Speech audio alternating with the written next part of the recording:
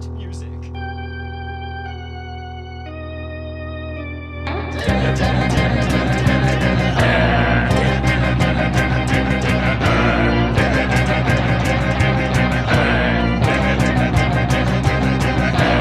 Party's not a party's a man who fights crime, and we're gonna watch him fight for a minute at a time with John and Niall and a guest who doesn't rhyme. It's Bat Minute!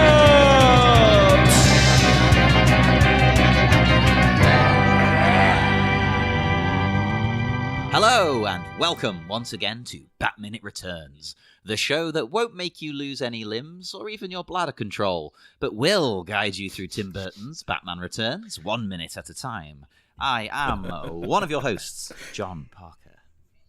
And I had a bladder control joke lined up as well, but no, I don't want to be out, So I was like, no, I'm one of the other hosts, not holding out.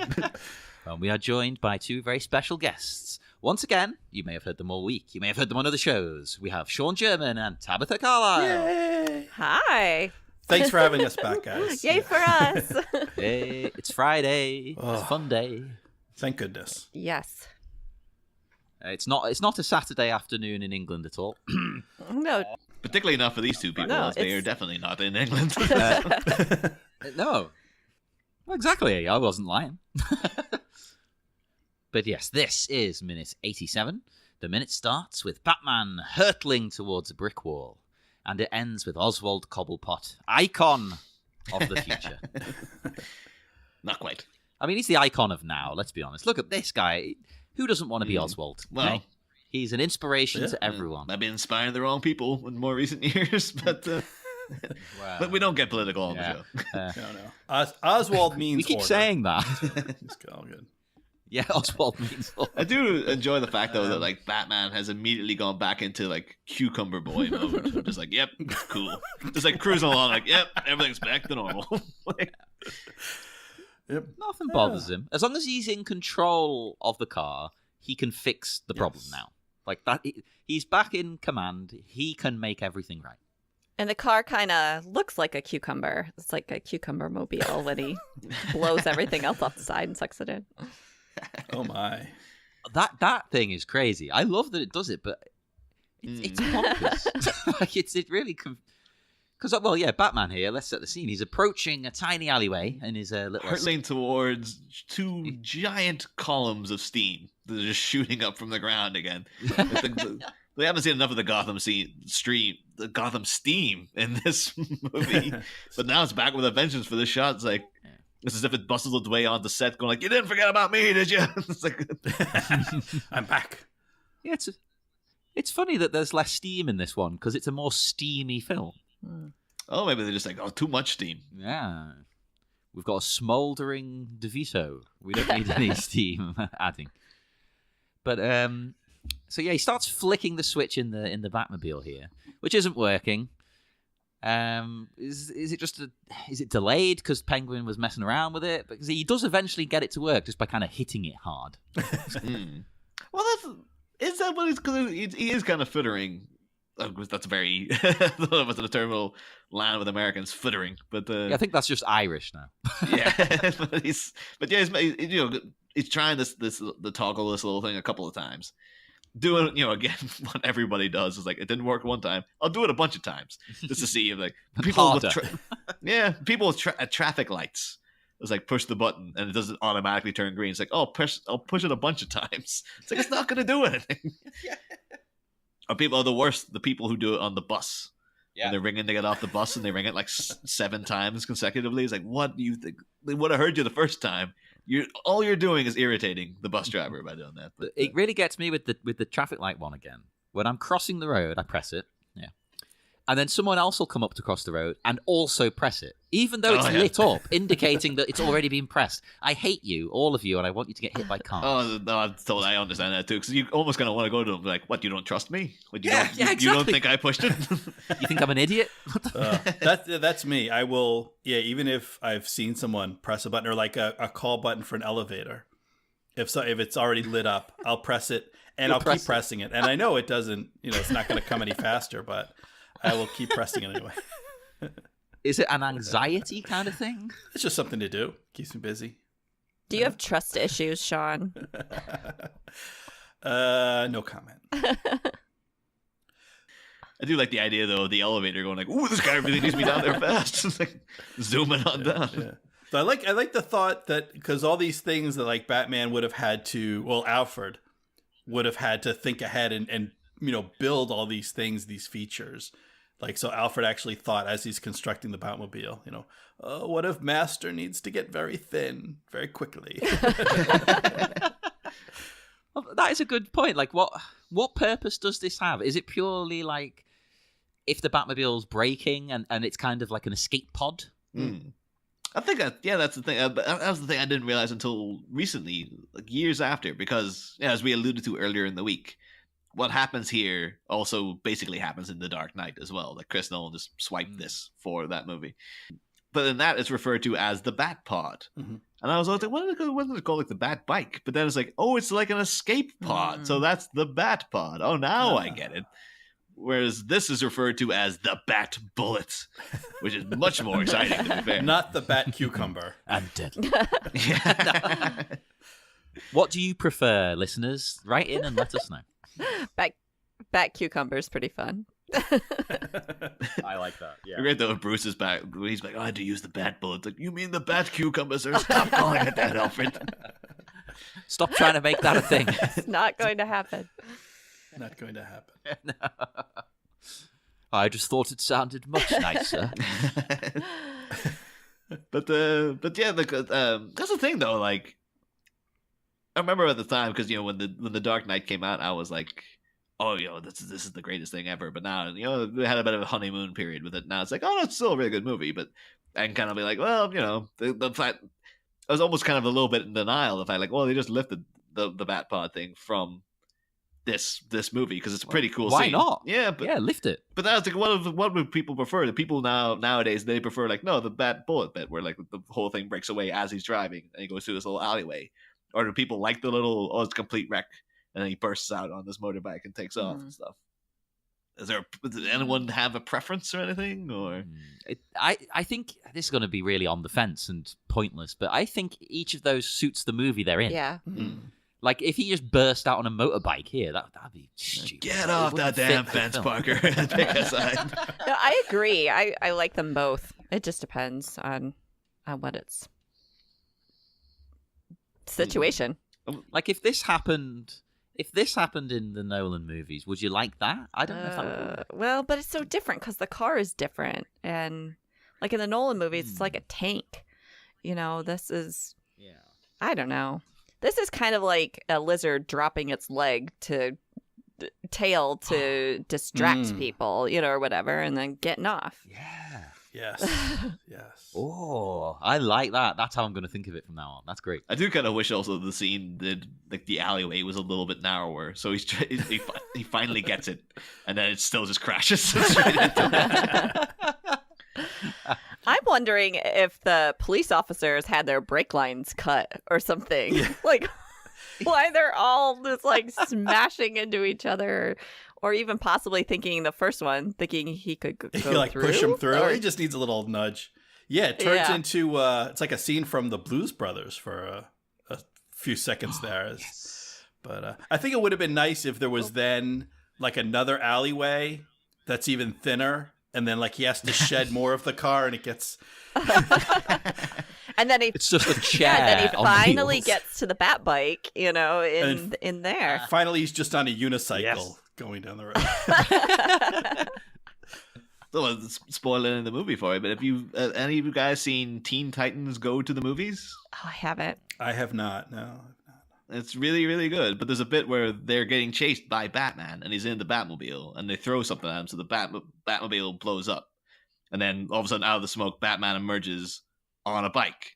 And they're like, oh my god. So they throw another thing. The bike blows up. Out of the smoke, Batman emerges on like a little kind of skater scooter thing, just like going with his leg and stuff. So like, oh Christ. So they throw that at him, and then out of the smoke, Batman emerges on top of Alfred's shoulders, and Alfred's just moving after him as well. Oh, poor Alfred. And he would do that as well. He doesn't care about Alfred. Oh, yeah. But the thing is with the the bat bullet is like this is one of the major toys they brought out as well. People like from back in the day might remember the Batman Returns toy line. And of course, they had a special Batmobile. You push a little button, and it all falls away, and you're left with the Bat Bullet. And it came with a free Bruce Wayne figure as well. I remember this. But I remember because I've been watching them recently, the adverts for them, and I really, really love those adverts because the guy in them is so into talking about like. He's going to go, oh, and now a feisty feline is on the prowl and all this kind of stuff. He's earning that paycheck. One of the toys is some kind of motorbike because it's all stuff that like never features in the freaking movie. It's like Batman showing up with this bright yellow costume at one point and stuff like that. Let me just say this before you move on. Why did they used to do that back in the like 80s and 90s with toys for movies specifically? Here's a load of toys from the movie. None of this is in the movie, but here you go. Yeah. Just to expand the range, I think they still do it. Where like the Marvel stuff, you'll get like here's like 5 variations in Iron Man's suit. Yeah, but you could say that's because of the comic. He's got different suits, okay. But when it's a film-specific one about a specific movie, don't like, do it. Scuba dive Batman and stuff like that.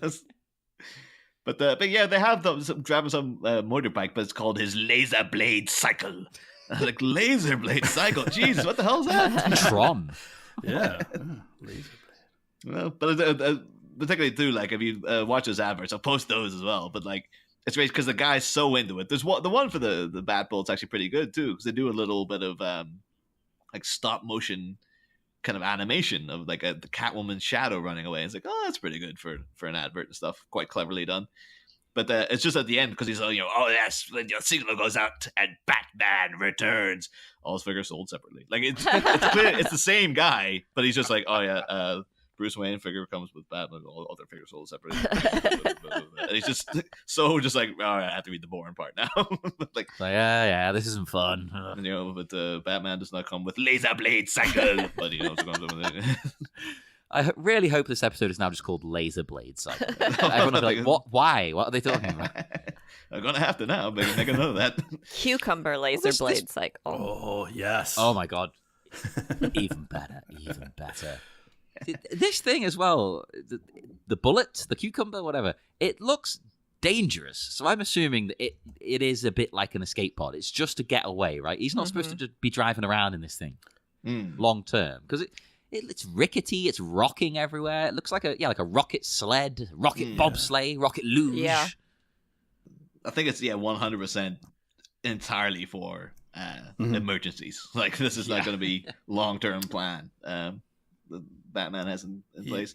Although again, because we're saying about him driving about here, as alluded to in the last episode, there's the Dan Waters original draft actually features more of the Kid in this scene, a hell of a lot more of the Kid actually, because Batman, because of Penguin's various henchmen are now descending upon the Batmobile as well, and so Batman throws himself and the Kid back into the Batmobile, and they take off. But Batman is in the back, trying to rectify everything, and then the Kid is actually driving the Batmobile at this point. So there's a whole lot of wacky kind of comedy chit chat between the two of them, steering around like, oh man, I think I'm going to get a free game out of this and all this kind of thing, because he's playing it like it's an arcade game and stuff. And at one point, there is a line of dialogue the Batman has. It's weird to me because the Kid shouting him like, oh, hey man, stop trying to fix the tape deck.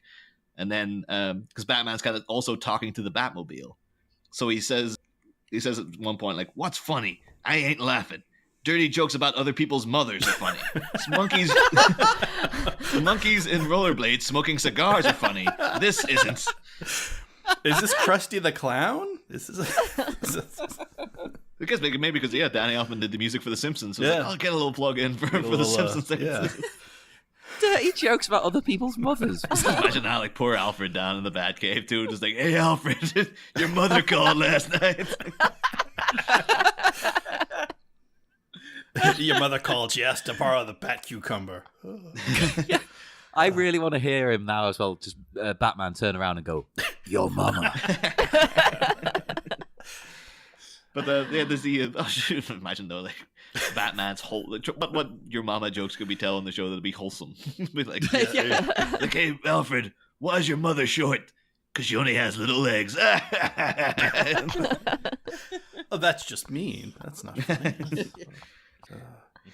But also the end of this, so we do get in the original script they have the bat bolt thing happens as well. But then when the kid is let off, he started talking to some street punks in there. He's just like, he's going to try to explain, like, hey, I was just out with Batman. But he's like, hey, you know what? I'm not even going to try. But then, for the last we see of him at this point in the script, he may pop up again later. But it does say the kid warily beams off. He wipes off his arms, then brushes his chest. He smooths off some grease that reveals an enigmatic R on his uniform. So it's like, R. What's that stand for? What could it be? Randy? Yeah. Kid Randy. His faithful sidekick, Kid Randy. Yeah. It turns out this is the origin story of Macho Man Randy Savage. Yes. Oh, yes. It's like, oh, yeah. The bat cream will rise to the top. Different property anyway. He's in Spider-Man. Oh, yeah. Oh, sorry. Yeah, Bone Saw. I still always kick myself. I was like, I didn't know Scott Corelli well enough back when we were on Spider-Man Minute to insist on doing the Bonesaw minutes. I was like, nowadays I would be going on my way. It's like, I'm not coming on the show unless I get those shows. I have a question. Oh, yeah. When Batman was hitting the button or flicking the switch there to try to get the car to do something at the beginning of the minute, was he trying to make it fly, or what was his plan? Because he saw this... That was my initial thought, to be honest. Okay. But I think from his reactions, it is just he's trying to make the thing fall away, and it's not working. Oh, okay. Yeah, that makes sense. I thought the same. I was like, oh, is he trying to make like some wings pop out and it's going to take off? Like that was my first thing that came to mind. He also does the very human thing of like, because he just keeps pushing it again and again, but then to actually just like, all right, I'm just going to hit a whole bunch of stuff and then just hope something works. Because again, that's what, I was talking about reforming my laptop. When it used to freeze, that's all I would do. Be like, just press a bunch of keys. They see if I get any kind of reaction out of it. Yeah. And then, sometimes when your computer does freeze and you do that, and it'll sit there for a second, and then all of a sudden you'll get this just arrive on the screen. You're like, holy crap. Yeah. But like back in the day when you used to like click off error reports or something, and then all of a sudden like about 50 of them would just show up because you kept pressing the wrong button and stuff. But yeah, no, that makes sense. I didn't catch that. That makes sense that he was just trying to get to the back cucumber, but it wasn't working until he banged the dash. Yeah. Well, there are plenty of times you see Batman with a Batmobile that can like sprout wings and things, so it's not it's not out there. Not out of question. Though this switch is not clearly labeled, although it looks like so it's a toggle switch. It goes up and down. The bottom is labeled off, and the top it looks like roll, ROLL. Yes. So maybe that's a feature of the cucumber that it can just tumble away. oh. Now I'm trying to think. Last season we did take a good look at the dashboard, didn't we, Niall? Yeah. It did have that switch, didn't it? Because I think we talked about like why does it say roll? Because it's clearly from like most of these switches, as we discovered, were from planes. They're not actually anything to do with cars, and obviously. Right. So it's based on planes and things, and well, so maybe it's not the bat cucumber. It's like a hoagie roll, like a submarine roll, like one of those long, or French bread kind of thing. It's a long baguette. It's the bat baguette. Bat baguette with cucumbers. Ooh, a nice cucumber sandwich would hit the spot about now. Yeah. How English of you. Maybe the Batmobile is supposed to roll sideways and be able to drive on the side of the building. Oh, that'll be good. Oh, okay, we do And then actually. come out. We see that in the next movie. So there's a good precedent for that actually. That you could go up the walls that way. Maybe Joel Schumacher, he was going like, "What the hell was with that button? Wait a minute! Now I got an idea. I know how to improve on the last film." possibly the only way that it does. Yeah. I do also like as well, because I think we brushed over the line, but I think it's like a moment of real Michael Keaton coming through, where he has that kind of humorous, like, all right, now I'm a little worried, because that is like a little humorous beat in a scene that could be very, very tense. But I think it really, really works, because it just, goes so seamlessly into him just like hitting everything. And then, of course, the music kicking into high gear, all the stuff falling off, and then him, just scraping through this alleyway. And it's just a really, really well done scene. Oh, it's fantastic. And then, of course, Batman sort of essentially murders a load of policemen. It would be great if he got home and it's just like, yeah, Batman ran a rampage throughout downtown Gotham. Like, oh, that's what they think. And they're like, yeah, there were no fatalities except the 50 police officers he killed at the very end. Like, oh, damn it. That is a hell of a pile-up. Like, and as you say, like, are their brakes not working? Because after the first one, okay, maybe the first guy will crash. Why are the rest of them plowing into it? Yeah. I actually more blame the first guy, because he saw the narrow opening coming. He can't expect that he would be able to fit through there. So he didn't even brake. He just ran straight on into it. And then the other people, I don't know, maybe they didn't see him right away that he's stopping. But that all the blame's on the first guy. Exploding? I guess. I don't know. The cars actually they're sliding like they're on ice. Yeah. Oh, yeah, it is winter, so you never know. Maybe there is a bit of ice on the streets or something. But, maybe they don't have snow tires like the Batmobile does. Yeah. Well, that is a good question, though. Like, well, yeah, right now, if you saw, like, oh, Batman's heading towards this alleyway he can't possibly fit into, I guess I'll slow down because there's no way he's escaping from this. But this guy's like, no, I guess he's going to find a way out, and then I'm just going to do the same thing. It's like... Because our cars are comparable, right? Yeah. Maybe it cuts to the police cars, and he's with a toggle switch going like, oh, damn it, it's not working. Every police car has that feature. Just ask Doug Greenberg. Every police car does that. Should also mention, though, as well, that I think we brought up the name before, talking about the Batmobile in general, but the Bat Bullet specifically was created by J. Orberg, who was a very famous guy for doing cars and movies, because he also created the DeLorean in Back to the Future. Herbie, well, you say created. Well, I mean, he built the DeLorean, basically. Well, no, he got a DeLorean and put some stuff on it. Fair enough. That's true. But then also Herbie the Love Bug, which I guess technically is just another existing thing. He just modified himself. And then he also did the Ecto-1. So a lot of that's only page 1 of his 10-page confession there. That's already quite a list, though. Yeah. Yeah, I mean, if you just did the Ecto-1 by itself, you'd be like, hey, I made that car. Yeah. It's like, didn't you just take a normal car and put stuff on it? Yep. That was... But more than with the bloody DeLorean, where he just... I'm assuming it means in the second one where he puts the Mr. Fusion thing on. Yeah, it'll be like the... Which, again, he's just glued like a blender to the car.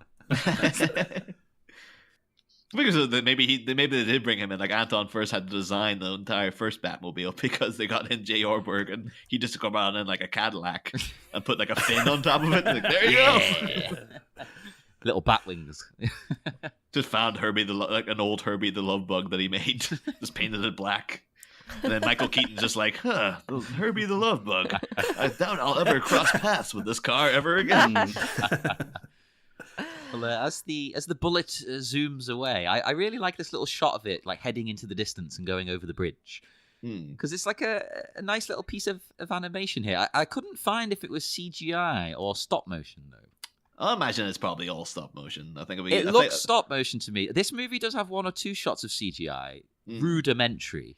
Yeah, though they may be, but to me this looks stop motion. I don't know if you go on the J. Orberg site, they've got a concept art that he's done for it, and he also him with a model. So I'm imagining the little model would have been this thing right here. Yeah. So, but yeah, presumably it's stop motion animation. And I like it too because it kind of has a little moment of like it's just sort of like everything's okay now. Yeah.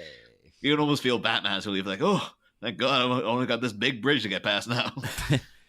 He has to go have a stiff drink after that. Jesus. Yeah, totally. Bad. If we're trying to con Alfred through his little TV thing, like, oh, damn it. I want to tell him to have a Diet Coke ready. And then he finds out that, Gotham store ran out of the last Diet Cokes. No! Yeah, he has like Diet Pepsi instead, and just Bruce loses it. Yeah, it's just like him, the Catwoman music, like it's kind of just trashing Main Manor, throwing frying pans at the mirror and stuff. As a Pepsi man, I'd prefer it. I'd be happy. You're always contentious, aren't you, John? You, of course, What's wrong with what? Of course, Pepsi's you're a better. Pepsi. No, man. Coke. Oh, Coke all the way. Definitely no. Pepsi. Although I will actually, if it's diet, I like Diet Coke. No, hang on, I don't like Diet Coke. I like Coke Zero, which is basically Diet Coke but targeted to men, because they think men won't drink Diet Coke. And I do Pepsi Max is okay. Do you have Pepsi Max, or is that an English thing? I don't know. We used to. I don't know if we still do right now. It seems like see, we don't have it goes Diet in cycles. Pepsi. Oh wait, no, hang on. We have Diet Pepsi now. It's different to Pepsi Max, but I don't know how. If I'm someplace that has Pepsi products, I usually go for a Mountain Dew. And if there's Coke products, then I go for a Coke or a Cherry Coke if they have it. Or if in a restaurant, like a Coke with grenadine if I'm having Coke. Ooh. And that makes a nice sweet Cherry Coke. That sounds really nice. Cherry Coke's... See, this is the thing. Pepsi's my favorite overall, but Cherry Coke is the best drink. The Cherry Pepsi we get here is not very nice. No, that's a good. I don't know. I don't think we might have gotten into it with guests before because I'm like, I'm kind of partial to both. Like I'm easy, you can go either way with. Oh yeah, Coke. I'm not really bothered. But my soft drink of choice is always Lucozade, which I don't know if they have in America. I've never heard of that. Yeah, I haven't heard of that. So. Yeah. It's a drink, but it's also faux medicinal. Yeah. All right. It's kind of like the original energy drink, isn't it? It's glucose. Yeah, very much. Yeah. But now they've got this. That's the thing that opens up a whole other debate because the best version of it is the original version. But now, everyone keeps saying like, no, the orange flavored version is the preferred one that everyone. No, loves. you want the one that just tastes of the glucose. Yeah. The thing is, I know people who have worked like retail, and they're like, oh no, the orange flavored ones are always much more popular. That one flies off the shelves. No one cares about the original anymore. But now they've started introducing like apple and lime version. And like I keep seeing them, I'm like, what do you know? It's fine. Just leave it the way it is. The orange sounds like something you drink before like a diabetic test or something like that, like a sugar lab test. Basically, yeah. It's good. Like they do a sport version as well for you to have when you. I suppose that's a bit like our version of Gatorade. It's the same kind of thing. The sport version, like you meant to have it for your electrolytes. I think they do specifically mention the electrolytes in the adverts for it as well. Yeah, it's like it just sounds cool. It's like it's for your electrolytes and laser blade cycles. Yes. Do they mention plants at all? Because they crave electrolytes. Yeah. Oh, yeah.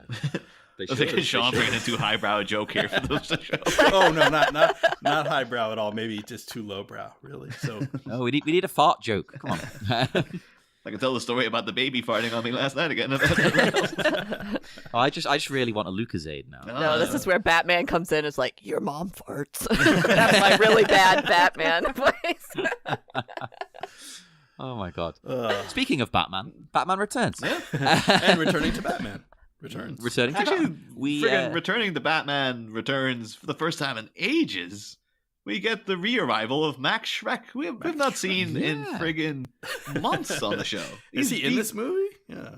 That was one of those things I kind of thought, like, oh, he's throughout the whole thing. But I think the last time we saw Max Schreck was the beginning of... Like, I say this now, I may have to edit this out because people might confuse the listeners and stuff, but Dave Palace's week is going to air this week. I think that first episode is the last time we saw Max Schreck. So that's like 10 weeks. It's been 10 weeks since we last had to talk about Max Schreck. Have you missed him? Well, back here, I love we get some supporting evidence for our theory that the Penguin also has flipper feet, because he is struggling to get up these stairs. He's grunting, he's wobbling, he's going to fall. Actually, makes me think of was it Danny DeVito when he had his cameo in Friends? I think he shows up. He's supposed to be the stripper. I think his first line is like, "Ooh, that's a lot of stairs," which is what I say all the time when I have to walk up any kind of Well, stairs. like when we used to go to former guest Kit Flemons, his old place, that was literally Oh, up God. about 15 flights of stairs. Oh, that was crazy. It was just like friggin' at the it was like the end of Ghostbusters or something. Like when you see them walking up the stairs, it just felt like that. Oh, and you know, you weren't in the mood for it because you'd be carrying like. You'd be having a party usually, so you'd be carrying like loads of alcohol with you, quite heavy. I'd have like bags of beer, a box of beer or something. I'm going up all these stairs.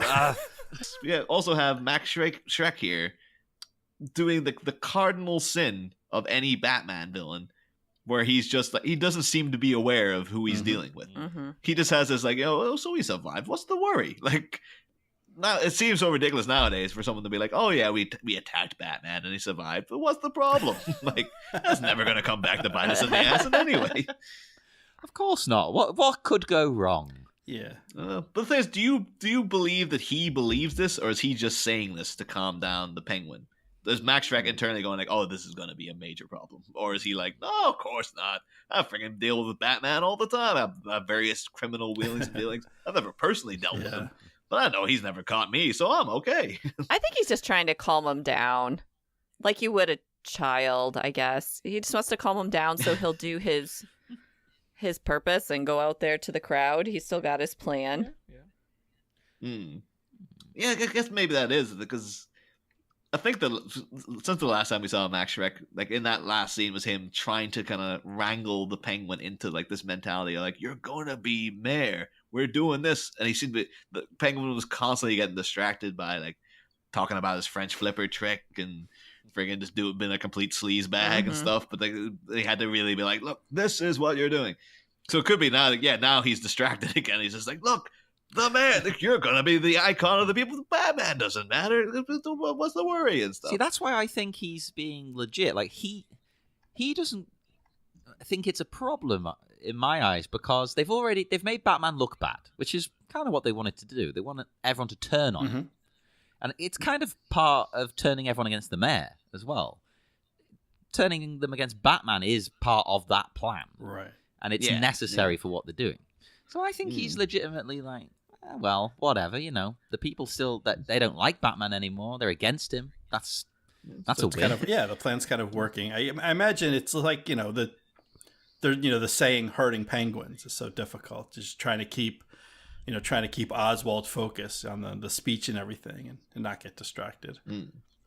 Yeah. Well, he does say that people have lost faith in all symbols. So that's where these two can step in anyway. So, there's still hope for their scheme. They can create their own symbol. Yes. A special K. That is a subtle Simpsons reference. I apologize. But of course, not to brush past, like, I think probably my second or third favorite line of dialogue in the whole movie of, he didn't even lose a limb, an eyeball, Bladder control. That's a great line. Yeah. How does he know Batman didn't wet himself? That is true, though, because it would be tough for even Alfred to know, because it's all rubber down there, so Bruce could just nip off and, like, just empty that out into the toilet and coming back. Maybe it's got a bag inbuilt like a spacesuit. Right. What's this, bag minutes? Bag. Bag cast. Same bag time. Different bag. Work on it. Yeah. We'll workshop it, yeah. But, Yeah. Also notice as well, though, the return of the Shrek cane. This cane he seems to go about with sometimes, which is also kind of like adding to the confusion. It's like, does he need a cane? Is he an old man? Is he a young guy? Like, who is Max Shrek? Why does he look like 40, but he's got this white hair? Like, we don't know what's going on with this guy. I mean, it could be. I don't know the answer. There's nothing saying how old he is, which is baffling. But he could be like getting sympathy from the people with it. He probably doesn't need it because you've seen him without it. So maybe if he comes out with a cane, it sounds bad, but they kind of might feel sorry for him and be more inclined to be on his side. Well, that would be another thing, though. That we were talking about that in the other episode. Like, there's could have deleted scenes of Max Shrek, just like him being the guy pulling the strings, who's financing everything. So he is essentially the head villain. Where like something like that is that's a good idea. That like Max Shrek is like a perfectly able-bodied man, but he goes about with a cane to garner public sympathy. There could have been like a Usual Suspects esque scene. No, we're not allowed to mention that movie anymore now. No, that wasn't. There could have been a beep the esque scene. But yeah, you just see like maybe you think, or even like kind of like Willy Wonka, where you think at the beginning like, oh, he's like an enfeebled man, but all of a sudden he does like a cartwheel or something. You know, you can have Chris Walken doing that, no problem, if you want to do it in the movie, but maybe not go that far because it might be a bit silly. I think he just gets jealous. He sees Oswald with his umbrella. He's like, well, I need to have something. I want to have something in my hand as I walk. Hell yeah. You need a prop. Yeah, prop. Be great though if he just said like Max Shrek started wearing this top hat and then his got a little higher than Oswald's, and then Oswald comes back with an even higher top hat, and then it keeps going. Like the end of the movie, the two of them wear these like things are like 6 stories high. Yes. I can see in a minute or in second 58 looking at the signs that the crowd is holding, and it's funny that one of them says Oswald means order. Mm-hmm. Yeah. And like he's caused all the chaos that's happened. Well, He's done good covering his tracks somehow, even though he just wanders about in the city doing crimes in person. Yeah. I mean, I guess because his campaign is based on he's going to clean up things, but all we ever really see him say is like, hey, isn't the other mayor terrible? So it's like, I don't know where they're getting that he's going to be some sort of like authoritarian crackdown on everything. He is the man of order. Because it just seems like Oswald means slander. Because all he does is go like, hey, that mayor sucks, right? Right. Well, it's not like he has any kind of track record. It's not like, oh, I've been active in civic life for years and I've cleaned up all these other situations and I have this great neighborhood. You know, I'm on the neighborhood watch and there's no crime on my street. It's like, well, no, you live in the sewer. You know, you don't have any kind of resume to speak of, but... Yeah, of course, that's one of the more comic book elements, because as if someone with like no political background could just waltz in and try to take public office, and then people would love him for some reason. It could never happen. Well, of course, we don't talk politics on the show. No. But yeah, I think that in terms of like notes for this minute, that's kind of I'm done. Do you guys have anything else you need to? Nope. Or that you need to, that you want to. You need to. I need to get it out. We're not letting you go.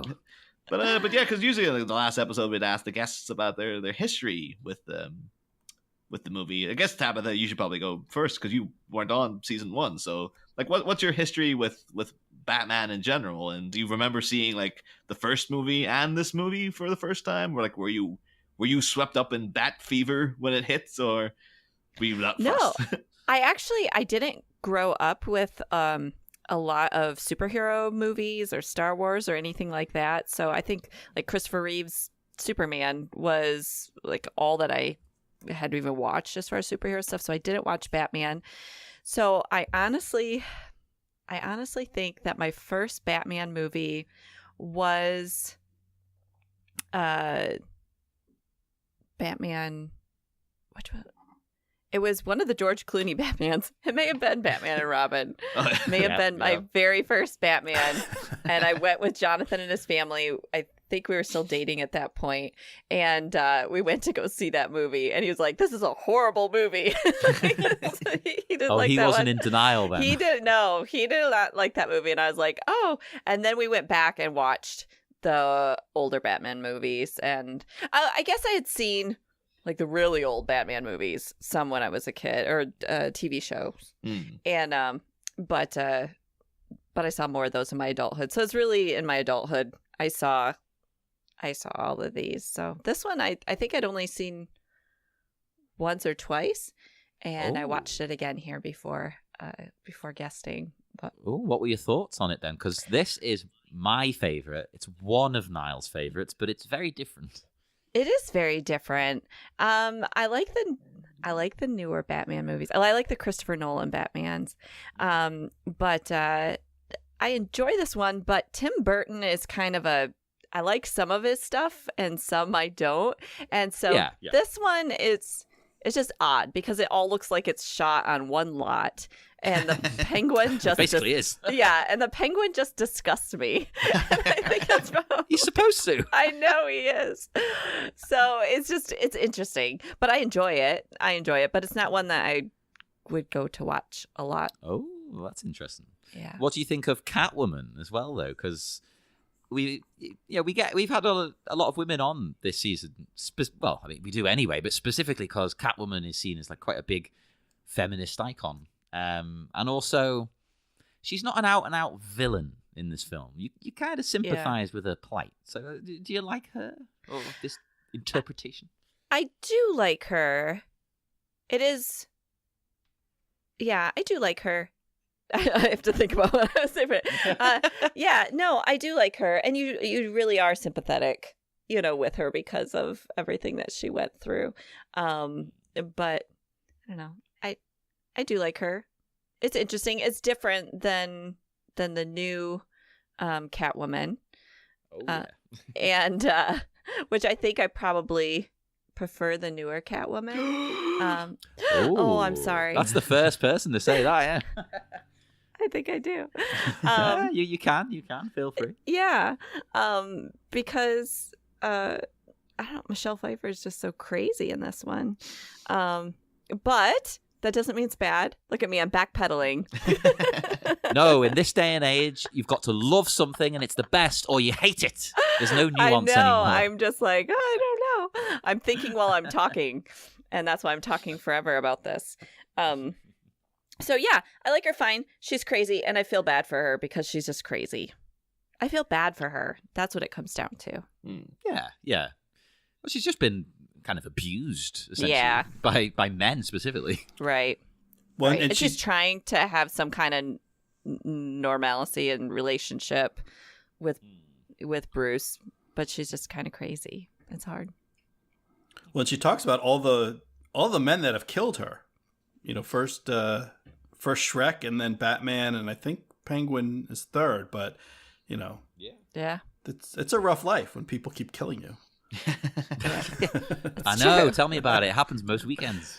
But, I should also ask though, actually, for both of you, considering like Sean, you've kind of taken up kind of like an unofficial mantle as like the kind of movies by minute guy of Christmas. Because of course you covered two Christmas movies in the past 2 years. And of course, Tabitha, you're a noted Christmas fan. So, in your expert opinions, how does this rank as a Christmas movie? Would you be like, oh, this is I would put this on with like, Jingle All the Way or like Home Alone is like an undisputed Christmas classic, or would you be like, this is in like your Die Hard pile of like, yeah, it's kinda, but it's not really. It came out in June, for Christ's sake. Why is it a Christmas movie? I would not. I had never considered this a Christmas movie, and then after someone mentioning around the Christmas, season about, oh, this could be a Christmas movie, I'm like, oh well, I guess it is, but I still wouldn't necessarily watch it in my Christmas roundup. But maybe I should start a new tradition. But yes. What does feature in your? Are there any kind of like hidden gems in your Christmas lineup that you have? Like, I don't know if there's a hidden gems. I like older movies. So we always watch a White Christmas while we're putting up our Christmas tree, and we always try to squeeze in like It's a Wonderful Life. We like Miracle on 34th Street. Jonathan and I always watch While You Were Sleeping sometime in the Christmas season, and so we try to the usual so that a lot of people watch are in a Christmas rotation. Well, fair enough.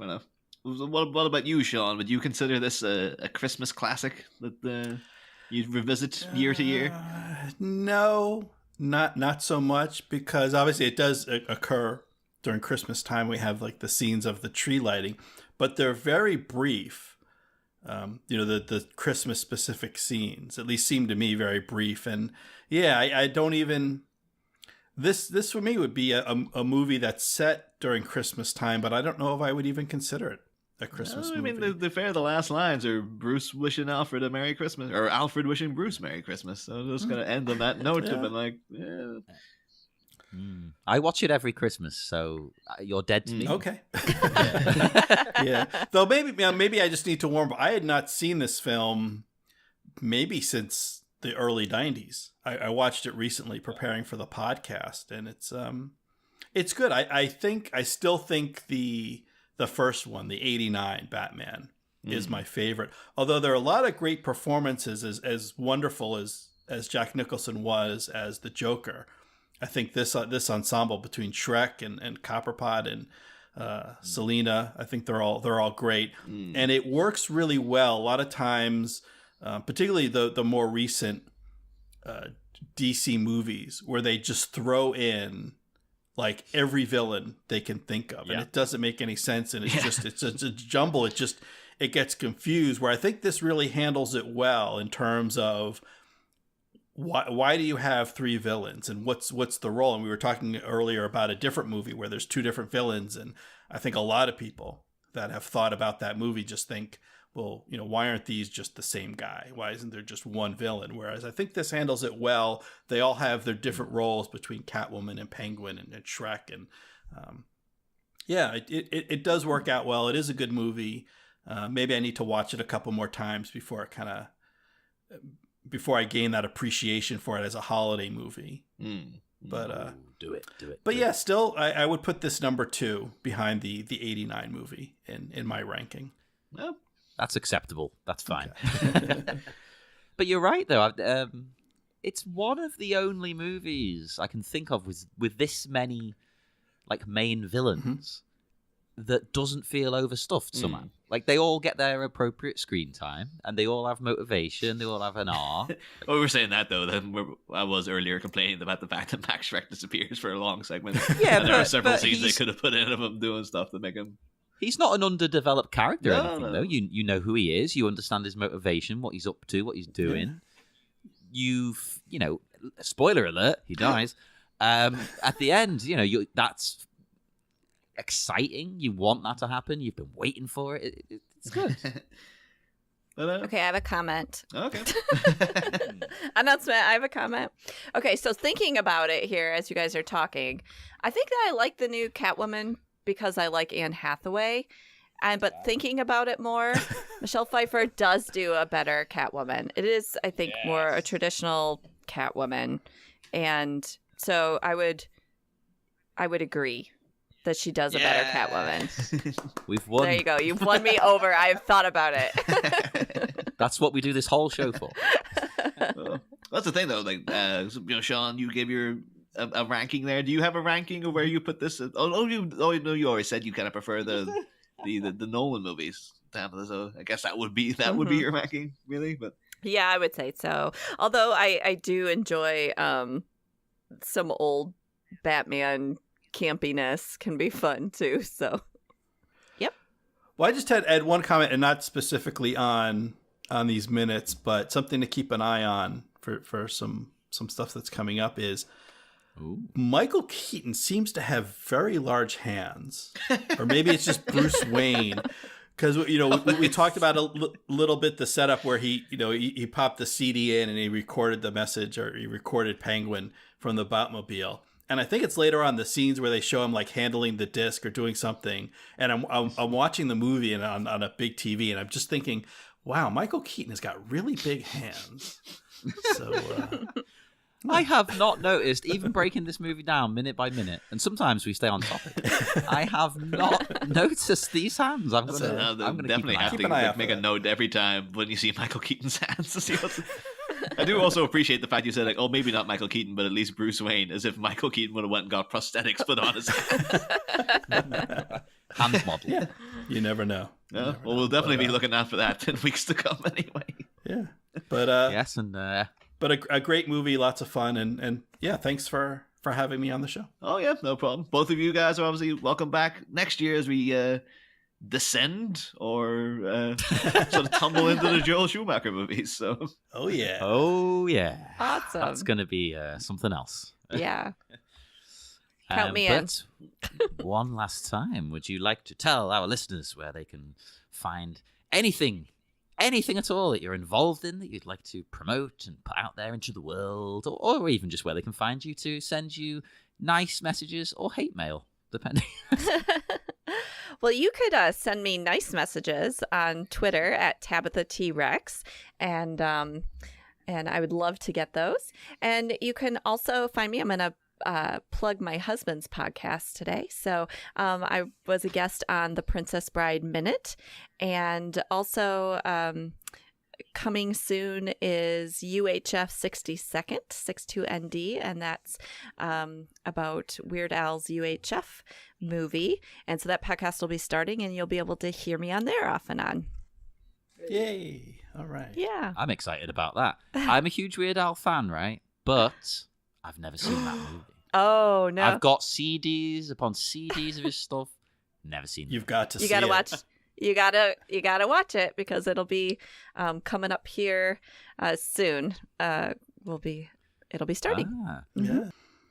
Oh, yes. So, well, if you want to check out any of those holiday podcasts that we were talking about earlier, myself and good friend Christopher Dennis DeGuardia and occasional co-host Pete Mummert covered National Lampoon's Christmas Vacation, one day at a time. And then this past Christmas, we covered Scrooged, one ghost at a time. And you can find those at sort of my my umbrella site that links to all my different podcasting stuff, and that's at catandshawn.org. And so you'll find links to the National Lampoon's Christmas Vacation, the Scrooged, the Planes, Trains, and Automobiles, also the Groundhog Minute and the Spinal Tap Minute, and the 5 Minutes of Mime, which is on a bit of a hiatus, but I suspect will be returning soon. And you can hear Tabitha Carlisle was a guest on that podcast as well. So check all that out at catandshawn.org. Definitely do. I'm a huge fan of Scrooge, so I had to listen to. I saved all of that until it was all out, and then just listened to it all in one go. Yeah, Because I'm a weirdo. So I watched the film again because I watch it every year basically, and then just sat down with an old-fashioned, as I always do. Now they'll laugh at me, and just listened to them all. I won't lie. It wasn't one sitting. It had to be like 2 sittings. But it was very good. So everyone, check that out. Maybe wait till next Christmas. No, actually, no. Screw it. Download it now. Yeah. Download it now. listen now and then listen again. It's still winter. Yeah, exactly. Yeah, it's still winter. Well, it's only just turning winter here as of recording. It just started snowing for the first time a few days ago. So yes, it's still winter. Maybe not when you listen to this, but whatever. Who cares? It'll be winter in your heart. In your, true. if you should always keep winter in your heart. You should be an ice king or queen, or everything in between. And that is it for this minute of Bat Minute Returns. We will be back on Monday. We will have a new minute and new guest or guests. I'm trying to remember the order, Niall. Singular or plural for Monday? Don't know. I think next week is. I think it's a guy. I think it's one. One. It's one guy. One. It's just Okay. one guy. If it's not and we're wrong, leave this in because it's funny. We look stupid and unprepared, which we're not. But yes, join us again on Monday for more Bat Minute Returns. Next time, Holy Penguin Palaver. An awful orator enunciates another avalanche of oral odiousness. But while the contemptible campaigner continues to woo the crowd, which curious but convulsed kitty is far from proud? Find out next week, same Bat Pod, different Bat Minute.